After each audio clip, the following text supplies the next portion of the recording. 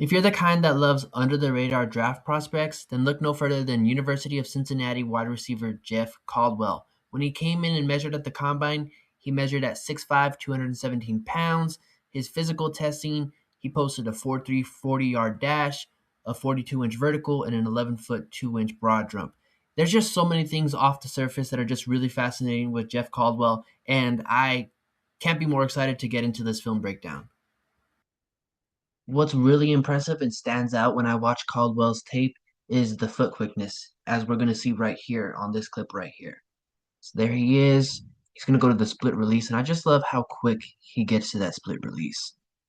And I love his releases off the line of scrimmage. And what I mean by that particular is not just it's not varied releases, but he's very quick. When he gets off the line of scrimmage compared to his teammates or even the opponent, it's a noticeable difference, and he really separates himself. Now, what I feel like could make this a better run route to give him just more separation and not have to go into the scenario of this one-handed snag right here, even though it is uber impressive, just shows the other dominant physical traits that he has. Is just if he were to, at this moment right here in the split release, give a little nod or a little jab, little rocker step to the inside to get that defensive back to really react, I feel like this could just create him more separation, and it's just something that's more technically refined and that you're not going to see. And I don't want to kill him too hard on it because he's going to be a day three draft selection, but I feel like it's those little things like that that could really go a long way for him, especially considering the dominant traits physically he has.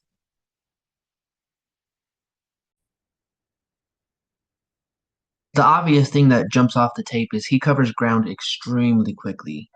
And he's just, I mean, it doesn't, you don't have to watch him run the 40 and see that he ran a 4.3 to know, okay, that this guy is like extremely fast. Like it's just a noticeable difference, and it's something you just have to watch on tape to see how much ground he covers, really, just how much and how fast he accelerates.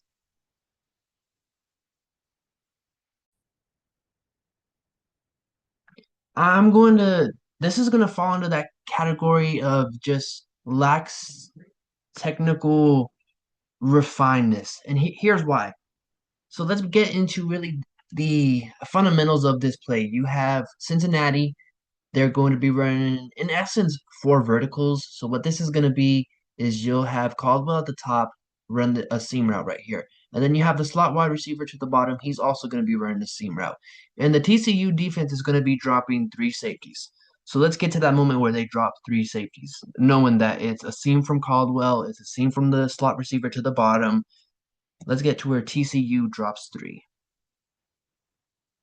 Right here at this moment, TCU is dropping three. You have the linebackers playing, that hook to curl. This linebacker is playing to the flat right here at the 10-yard line. In the middle of the field, he's just going to carry to the middle of the field, hook to curl. You have, you see the three defensive backs being dropped by TCU. And I just hate the angle that he takes on this route. I feel like it's just poorly done because and just really watch where he catches the ball. Okay, so he catches the ball right between the F and the R of Horned Frogs. When really, ideally, what you want to do in this scenario is the distance between this defensive back to the middle of the field safety, you want to split that distance. So when the quarterback gets to the top of his drop, like right here, you want to be split between those two. You don't want to you don't want to drift too far to the inside because if this safety right here plays it well and he understands what's coming, if you drift that too far inside, it's most obviously gonna be a not good play.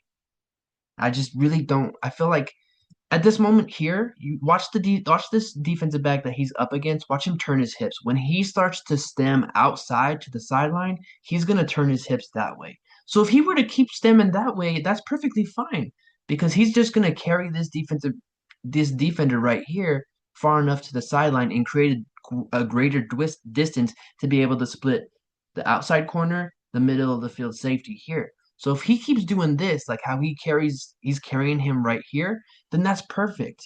And that's it's just the technical refined stuff as opposed to just taking this thing so flat that I feel like he really lacks and that you're gonna probably have to develop.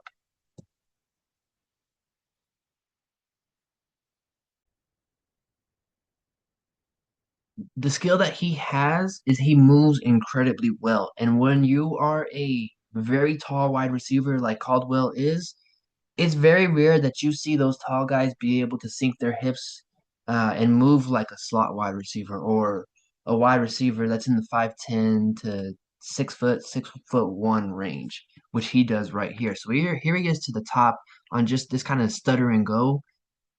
It's combined with the burst that he has, it's extremely rare to find a receiver to be able to do that. So that's just the luxury of his talent that he has here. Look at how low he gets and how he's just able to accelerate that stop start ability at that size. That is an extreme luxury.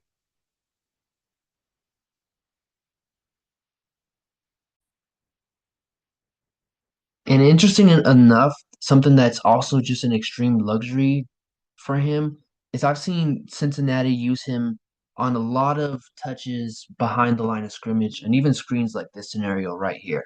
So obviously taking into consideration he's a very tall wide receiver, that's not what we would expect. We don't usually see taller wide receivers get utilized or be effective behind the line of scrimmage in those kinds of touches. In Cincinnati, they like to do it, so they obviously have that trust in him. I mean, just watch him right here. I mean, it's not too much to break down other than he's just being a phenomenal athlete here.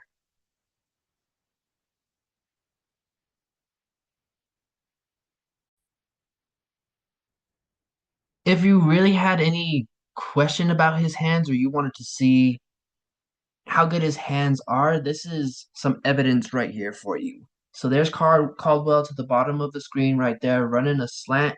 And the slant looks really awkward at first. And some of you may say, well, this just doesn't look like a pro rep, looks sloppy, doesn't look too great. And I would agree with it to an extent. And when I watched this clip a little bit further, I kind of understood why it looks so sloppy. And I don't have too much blame for Caldwell right here. So there he is on a slant route.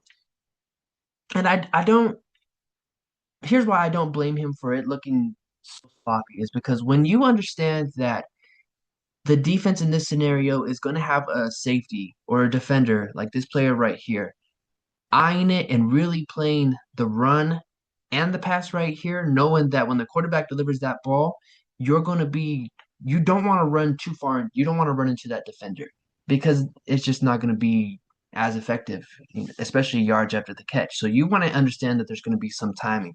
And yeah, it lacks here, but I don't blame it for looking so awkward. But back to the hands. I mean, that's just a phenomenal snag. So I don't blame him right here because if you don't want to you just don't want to drift into the defender right here, especially in the middle of the field. That's not what you love to do as a wide receiver. So there's got to be some timing of this play. And it obviously gets messed up right here when the edge plays it phenomenally, but the hands right there. And then of course the speed, Of course it gets sped up there, but the hands, if we go back to it, that's just a phenomenal snag.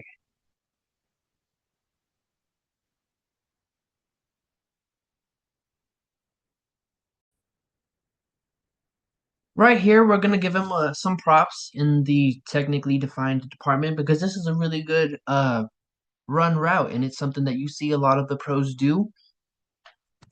So here he is to the bottom of the screen, gonna be utilizing the defensive back's blind spot on the post route right here, going to stem outside, get into a blind spot, and then break it off inside. Does a really good job right here. Stems outside, gets into the DB's blind spot. It's a poor thrown ball, makes a good adjustment. That's a pro level rep.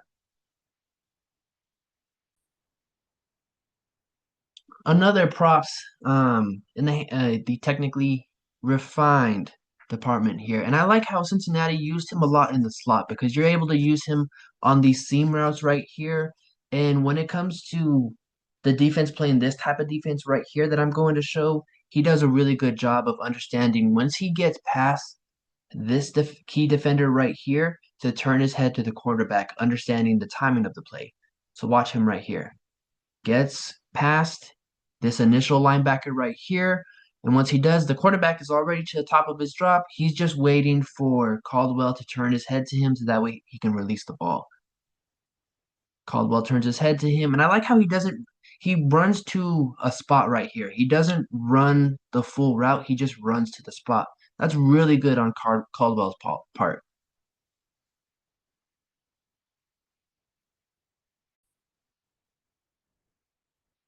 This is a positive play, yards after the catch, but when it comes to grading the route itself, this is just not good. This is, especially on a hitch route, it's just not the kind of technique you want to see. And of course, he's a taller wide receiver. It's going to be hard for those guys to really sink their hips, but we've seen him do it before. I feel like it's just sloppy here, especially on this hitch route. But of course, I mean, just so physically gifted, especially yards after the catch. It's rare to see guys with that kind of size be able to do that. But when it comes to the route being run, I just feel like he just gets too wide right here, and then he's turning his hips inside to the defensive back right here, kind of allowing him to be able to make a play on it and really just make a play on the ball.